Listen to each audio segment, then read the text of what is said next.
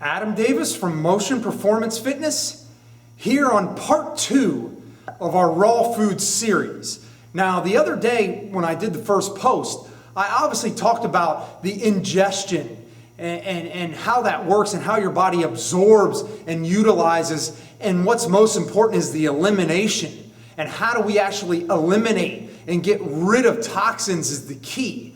And the number one thing I wanted to point out from last time was overall health is regenerating the cells. The true health is in the cells, and it's what we do to our cells is where we'll see diseases down the road. It's how we introduce that outside world of toxicity into our own bodies, because if you really think about it, I talk to people all the time and they say, oh, he got a disease by chance. But what we don't realize is we're oblivious to actually putting gasoline on the fire. We're constantly fueling our own fire that's out of control in our bodies, and we don't even realize it.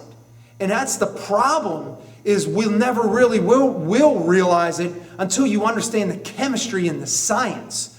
So for today, I want to go over some key points of why we become acidic and what happens in that environment. Okay, so on part 2, and everybody's heard of this, acid versus alkaline, and the best way to describe this is when you eat anything and you go through the digestion process, think of 2 tubs as one's over here, one's over here. When the food gets down here, it's got 2 paths it can take.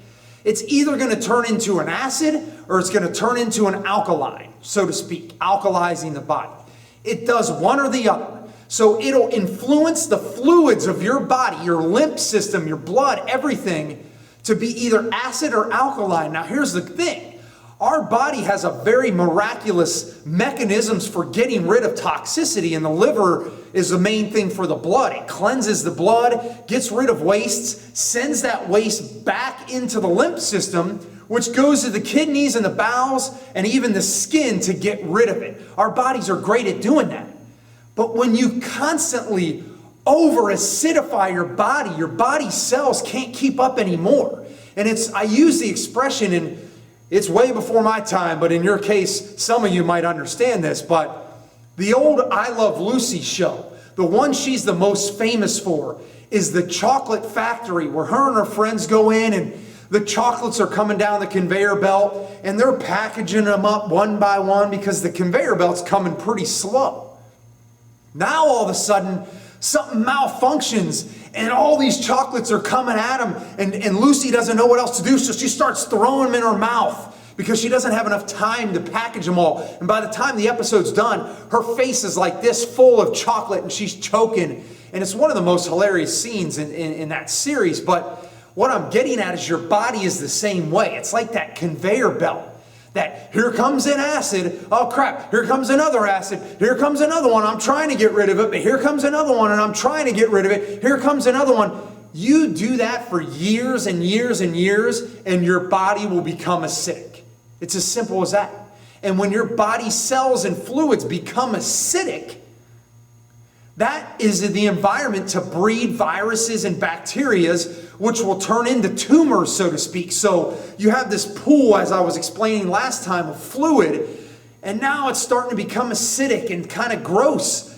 And now bacteria can live in that acidity, and now they form viruses, and viruses flourish. And now you start to get these clusters of acidity and stagnatism where the lymph is not draining and the kidneys aren't functioning. So the kidneys are getting backed up. The bowels are getting backed up. The skin is getting backed up. And now all of a sudden you start to see this tumor being formed, and we keep eating the acid. So what we're doing is we're fueling the fire. We're putting more gas on the fire, and it's becoming bigger and bigger and bigger until the doctor goes, "We have a problem, sir. We have a tumor the size of a grapefruit." Oh my God, when all you really got to do is you don't have to cut it out. If you have a brain tumor, you don't have to cut your head open. You just need to alkalize your body and reverse the process. It's very easy to do. And with my client that had rheumatoid arthritis, that's exactly what he did. And he doesn't have the disease anymore. Or does he not have the symptoms anyway? So, The key to this is alkalize, alkalize, alkalize. Alkalize your body so your body can work right. And we'll discuss more about alkalizing later, but that's the number one effect behind true health, is alkalizing the fluids of your cells in your body. Now, inflammatory foods, this is kind of the thing I wanted to go over today for part 2, and the main thing is what's called angstroms. And this is pretty new to people, but angstroms is nothing more than a relative unit of measurement that measures the food's output of energy. So it's almost like all our metric systems and all the things we use. This is mainly used for physics. If you look it up, it's a measurement tool. But Dr. Morse down in Port Charlotte at www.godsherbs.com, and that's Gods with an S, godsherbs.com. He's done the 30-year research on this stuff, and this is what he's come up with, and this is what they found out. Angstroms dictates your energy in your cells. So for instance, an angstrom level of someone who is totally healthy, that has no diseases, has an energy or angstrom level of around 4,500 to 4,800, give or take. I'm sorry, 6,500, sorry. 6,500 is the level roughly when someone's actually healthy. The 4,500 is actually when somebody has cancer, meaning that their energy level that was at 6,500 has now dropped to about 4,500. And this represents someone having cancer. The research is done. So if you look at it, it's all about energy in the cells and chemistry. If you're at 6,500, you're full of energy, you're vibrant, you're healthy. Someone who has cancer or a very disease-like situation is going to be close to 4,500. So this is amazing because here's the facts. White flour in processed food, it's give or take, has an angstrom level, or we'll use an energy level, of around 2,000. That's give or take. Dairy products like yogurts and cottage cheese and milk and cheese, they have an angstrom level of about 1,500 to 1,800. Meat, believe it or not, meat has an angstrom or energy level of 0. So think about this. And this is very interesting because if you're at 6,500 and you're now at 4,500, eating these foods is actually going to make you worse. It's going to fuel the fire in your cells once again. What is the angstrom level of raw vegetables? It's about 8,000 to 9,000. And what's the angstrom level of fruit, which is amazing?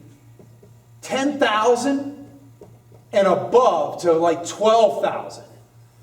So in reality, fruit has the most electrical magnetic energy on the face of the planet. There is nothing on the planet that can give your cells more energy than fruit. Nothing. 5-hour energy is a gimmick. Caffeine is a gimmick. All the things that say, this gives you energy, all those energy drinks, doesn't make any sense because you can't compete with nature. Fruit has the highest amount of energy that will get to your cells. So think about this. If I have cancer and I do chemo, I've just destroyed the healthy cells in my body. That makes no sense. To put a toxin inside of a toxin is absurd to me. Now, let's say somebody gets rid of their cancer or their disease. Oh my God, I'm cancer-free. I'm still tired, but it's not detected anymore. Why does it come back? Are you just unlucky? No. It's because you continue to eat foods with a low angstrom level, which sets up inflammation again, which builds bacteria and viruses, congests the lymph system, creates tumors, and oh my God, we see cancer again. So if you're done with your cancer, or even if you don't have a disease, if you're eating processed food with an angstrom of 2,000, and you're eating dairy with an angstrom and energy of 1,500, and you're eating meat all day with an angstrom level of 0, naturally your healthy energy level is going to drop. Then you're going to see a disease. It's a very easy process to understand when you understand the chemistry behind it. How many doctors follow this? Practically none of them, unless they're educated in this. And it's amazing because they don't know. And I'm not saying I'm the expert, but this is just what the science is saying. So in the case of my client with rheumatoid arthritis, he went on all fruits and specific herbs, and we'll touch on herbs later. But the fruit is what alkalized his body, detoxed his body, got the lymph system moving again, got his blood and cells moving again, cut out the things that decrease his energy, and now he's alkalized his body to where he actually feels better. And that's exactly what the science shows. So for today's post, that's what I wanted to go over. The key is alkalizing the body. Alkalize, eating things with a high angstrom level to give your body vibrancy instead of taking it away. This is Adam Davis at Motion Performance Fitness, putting motion back into life.